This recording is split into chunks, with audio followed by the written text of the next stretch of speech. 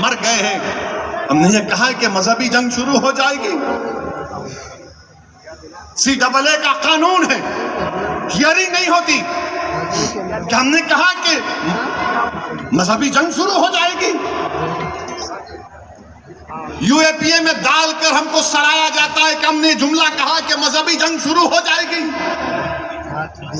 نریندر مودی جی, آپ کی پارٹی کے لوگ کہہ رہے ہیں کہ ریلیجیس وار شروع ہو جائیں گی, مذہبی جنگ شروع ہو جائے گی. کس کو ڈرا رہے ہیں یہ لوگ؟ عدلیہ کو ڈرا رہے ہیں آپ. اقتدار میں رہ کر عدلیہ کو ڈرائیں گے آپ. آپ کے حق میں فیصلہ آیا تو آپ کے منہ میں لڈو پھوٹتے ہیں اور آپ ریلیجیس وار شروع ہو جائیں گے. یہی فرق ہے.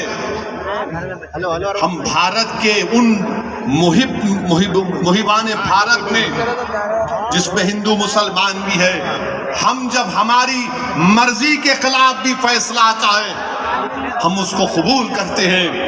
اس لیے قبول کرتے ہیں کہ ہم کانسٹیٹیوشنل موریلٹی کو ماننے والے ہیں, اور یہ سنگھ پریوار کے لوگ اینٹی کانسٹیٹیوشن کے لوگ ہیں.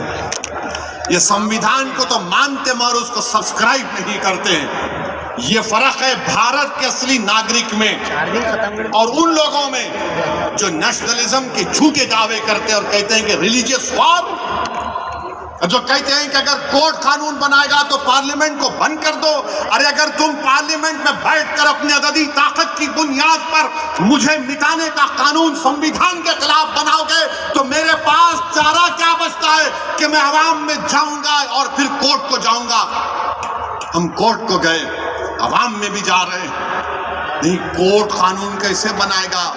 ارے ظالموں, سپریم کورٹ کا ججمنٹ قانون کا موقف رکھتا ہے. پڑھو, تم لوگ ٹیوب لائٹ ہو, تم لوگ تھمز اپ ہو,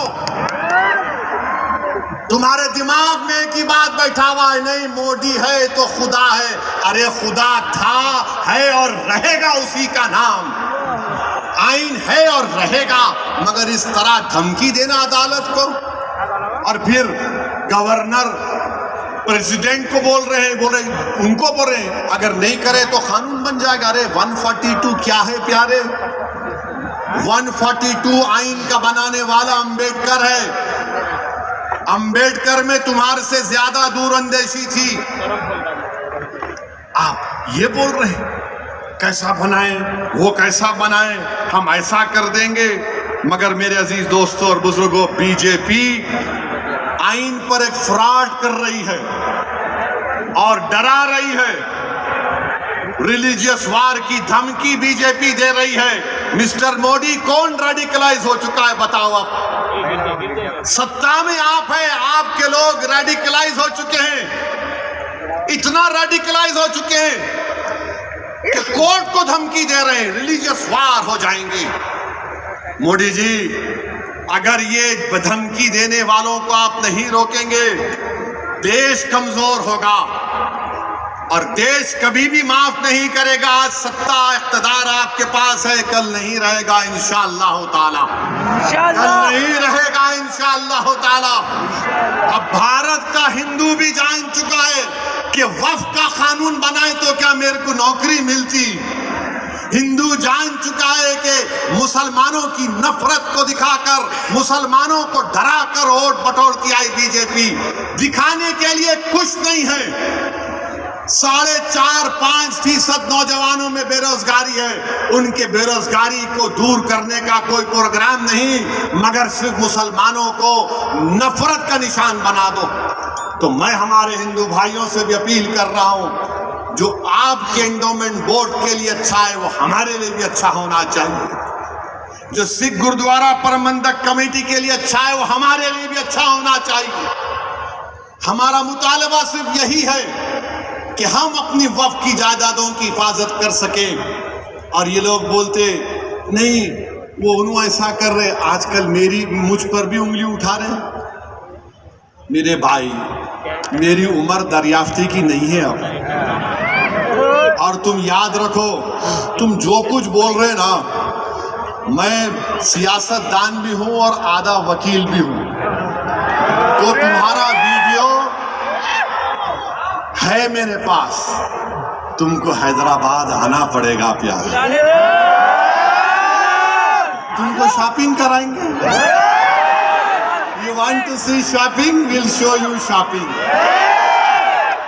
جو بولے جا رہے اگر ہم اپنی زبان سے بولنا شروع کریں نا تو تمہارا لطفہ کہاں سے آئے بول سکتا ہوں میں. یاد رکھو،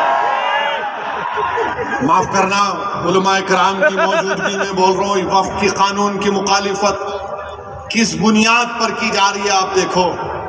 یہ ہو جائے گا وہ ہو جائے گا، کچھ نہیں ہوگا، صرف جائیدادوں کو لوٹنے کے لیے کیا جا رہا ہے.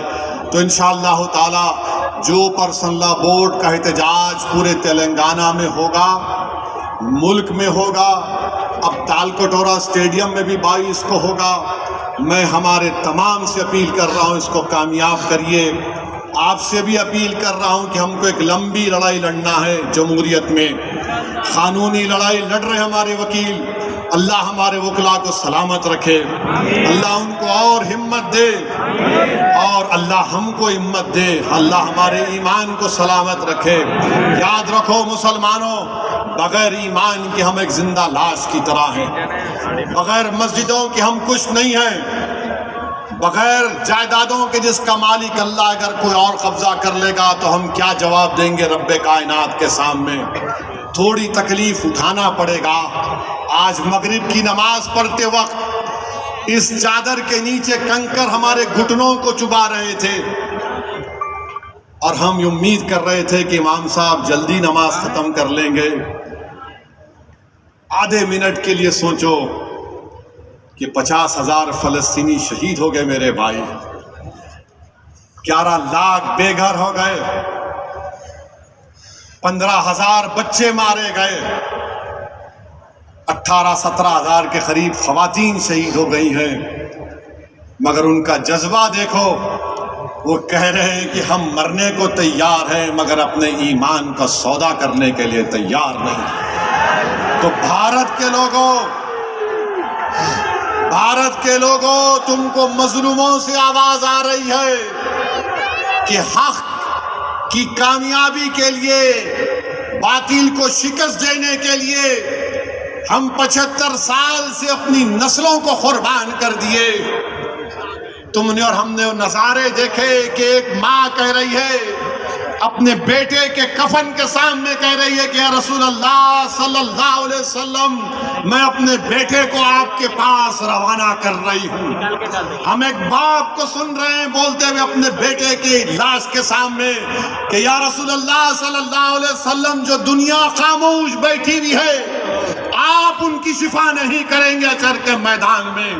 میرے عزیز دوستوں اور بزرگوں، ہم کو صرف پرامن احتجاج کرنا ہے تاکہ ہم آنے والی نسلوں کو بتا سکیں کہ 2025 میں ایسے بھی نوجوان اور بزرگ اور خواتین تھے جنہوں نے وقت کے فرعون کے سامنے جھکنے کی تو بات تو چھوڑو، انہوں نے اس کی تکالیف پر اف بھی نہیں کہا. ہم جمہوری طریقے سے لڑیں گے.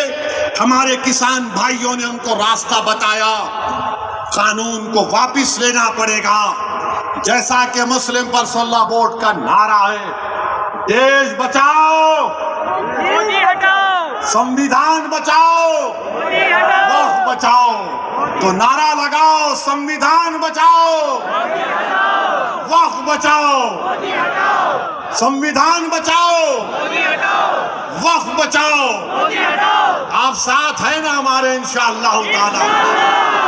یاد رکھو، تم ساتھ بھی نہیں ہیں تو ہم حسین کا پرچم لے کر کربلا میں اتر جائیں گے، کیونکہ اگر تم ساتھ ہوگے تو یزید کو معلوم ہو جائے گا کہ یہ حسین کے غلام ہیں، یہ طاقت کو دیکھ کر جھکنے والے نہیں ہیں. تو میرے عزیز دوستوں اور بزرگوں، پرامن طریقے سے اپنے اپنے گھر کو روانہ ہوئیے، جھنڈے مت لہرائیے. اب نعرے لگانے کا یہاں پہ وقت ختم ہو چکا ہے. پرامن طریقے سے اپنے گھروں کو جائیے. بڑی تعداد میں ہماری ماں اور بہنیں بھی آئی ہیں، میں ان کا شکریہ ادا کرتا ہوں. نعرہ تکبیر. السلام علیکم ورحمۃ اللہ وبرکاتہ.